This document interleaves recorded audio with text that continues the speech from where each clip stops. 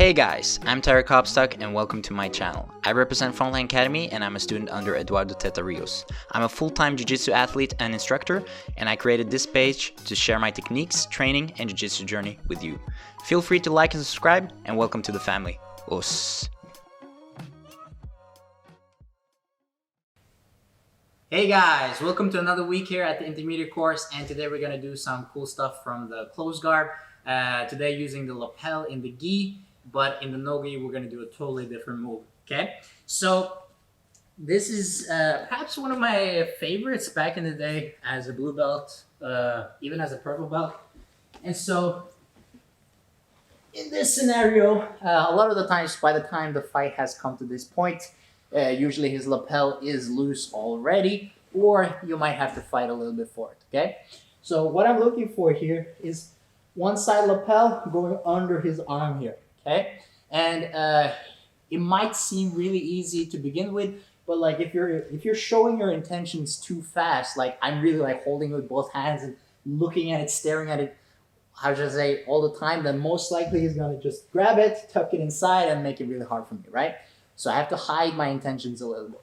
So to do that, I like to just pull it a little bit, and then when I'm breaking his posture down, I'm gonna grab it quick and punch it up at the same time. Okay, so I'm bringing my hips up here, nice and easy. And when I break his posture down, watch how I punch this up behind his back here.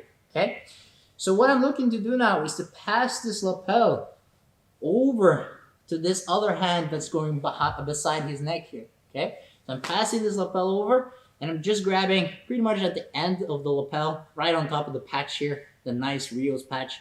And here, I'm gonna pull it down beside his neck here. So now, with this lapel wrapped around his shoulder and his head, it's pretty hard for him to start posturing up without pulling me as well, right? I wanna make sure I'm really like holding my elbow tight to my body. If I'm letting him stretch all the way here, then most likely he can break my grip, right? So I wanna make sure I'm still keeping my elbow tight to me.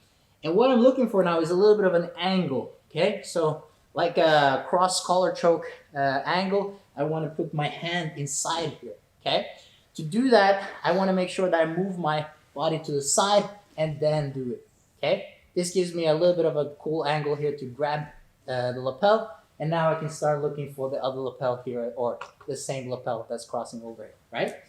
So once I've gotten to this position with the opposite hand grabbing on the opposite side of his neck here, now I have a lot of options, okay? Of course, I'm always going to be able to threaten with a cross choke here, nice and easy, but let's be honest, he has seen that move before. This is probably like the first class he did, so most likely he's going to be pulling with one of his arms coming up, okay?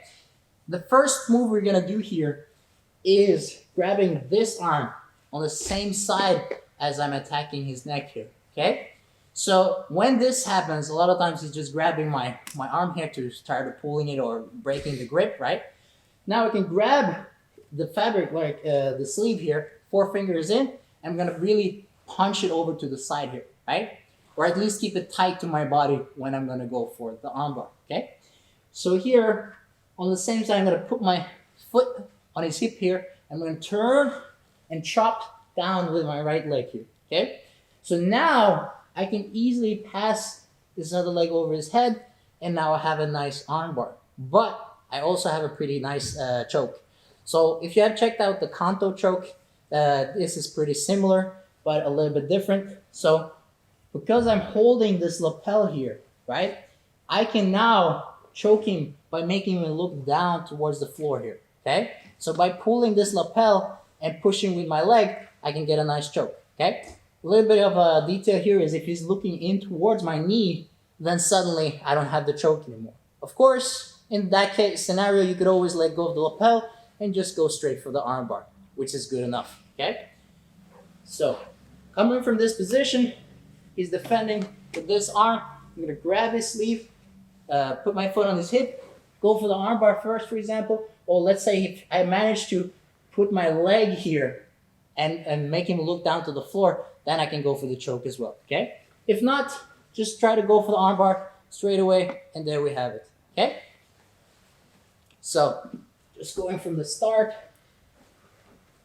say the lapel is loose, hide your intentions a little bit. Maybe you snap your fingers, make him move the other way, pull him down, and now pass the lapel behind his neck, and then try to switch here, okay? If you want, you could always angle yourself a little bit, then look for the cross choke. Naturally, he's gonna defend. So there we go. I set up the armbar or the choke, okay?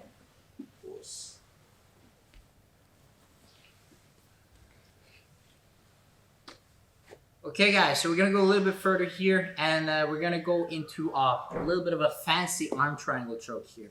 So start from the same position now, and got his lapel loose, boom, here, pulled him down, and I managed to change the grip here, okay?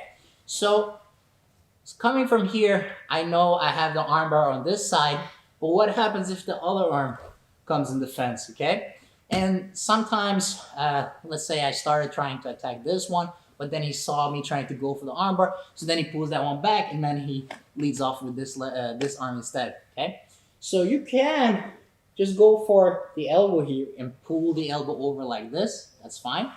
If not, you can grab the sleeve and do exactly the same. You're gonna punch like this, here, boom, like this, okay?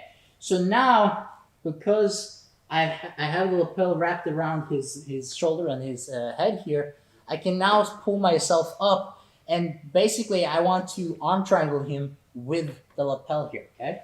So it's pretty tight, and it comes a little bit like sneaky choke here. So you're gonna pull it over, and you want to sit up and basically grab any fabric here, okay?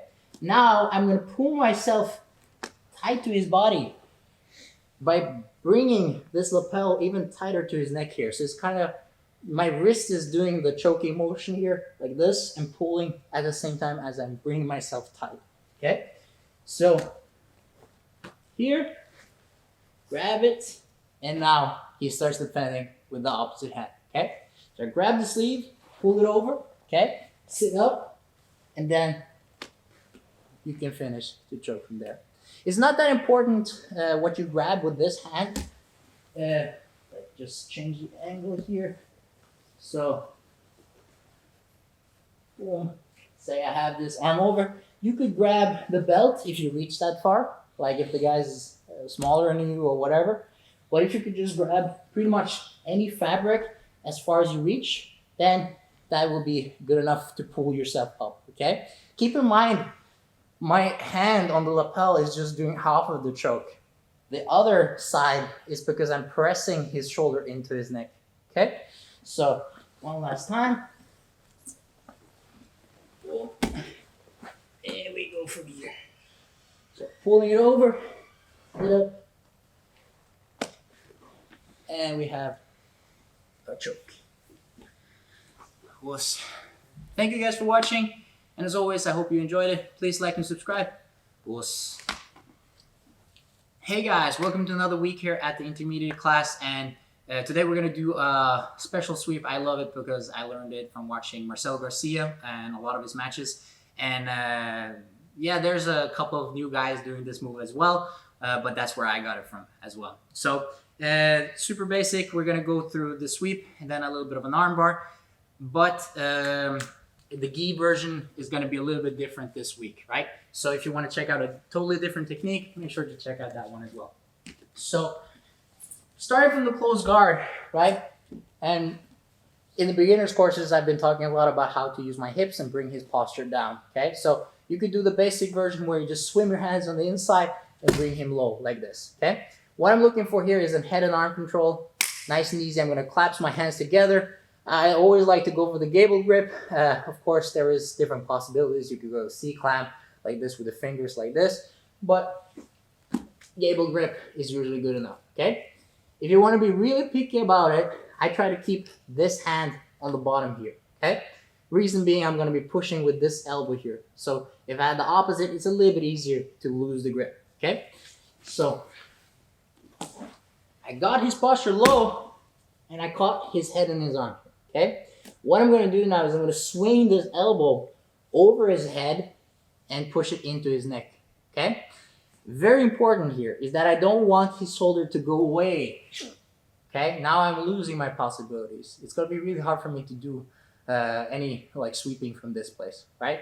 Of course, you can change it, set up different things, but what I want now is to bring him tight to me here. Okay, now I can control his weight and try to move him around much more. Okay, so what I'm gonna do now is I'm gonna hip escape on the opposite side, or on the side that I have my elbow under his neck here. Okay, so I'm gonna move my hips out.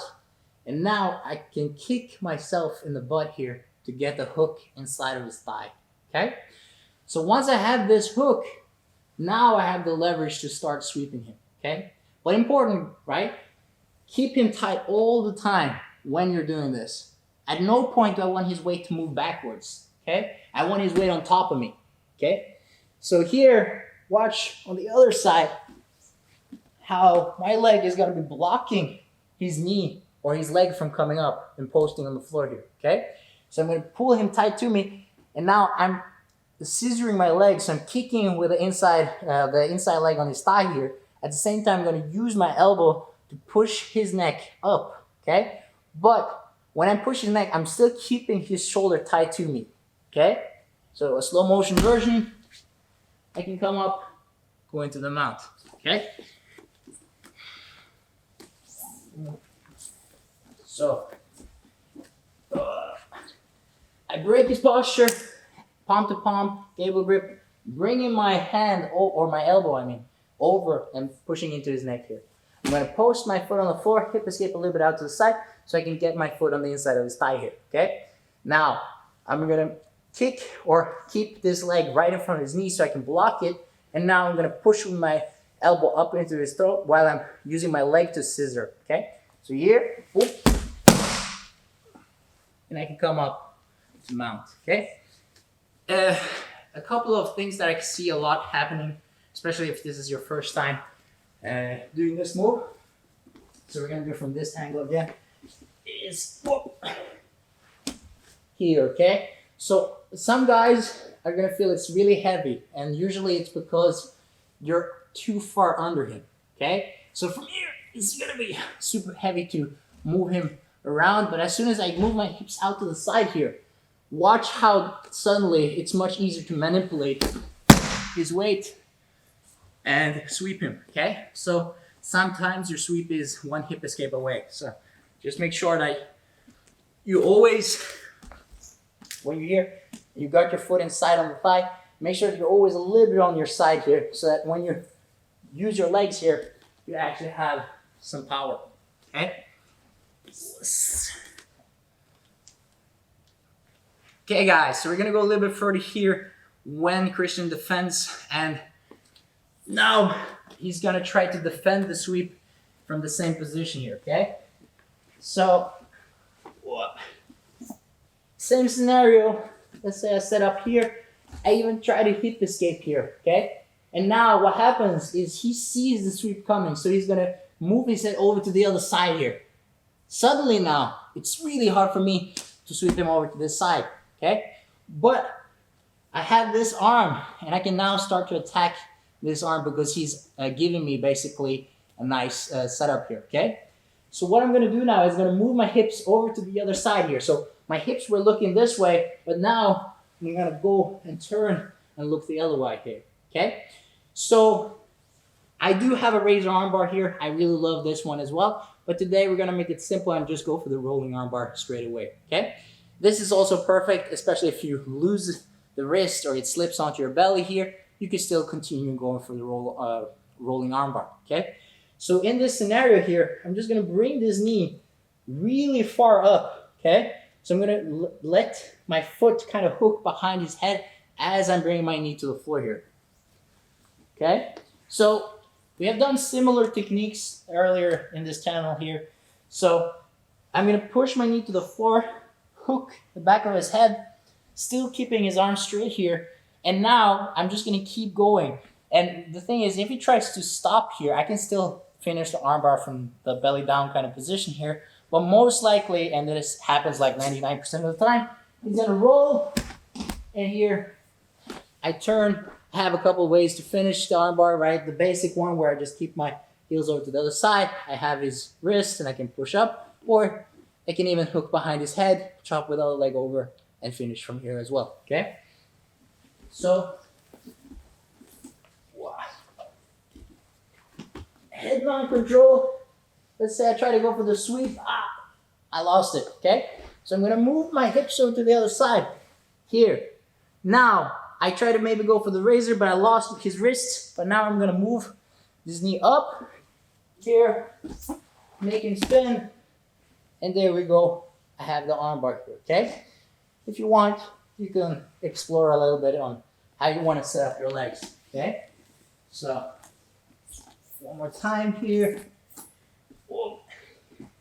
So, grab, pull him down, go for the sweep, lost it, pull my hips. And there we have the armbar, right? Super nice sequence. You could always set up a lot of different attacks with just starting from the head and arm control there. Like you could go into umplatas. There's tons of stuff you could do from there, right? Thank you guys for watching. Hope you guys enjoyed it. And as always, please like and subscribe. Wuss.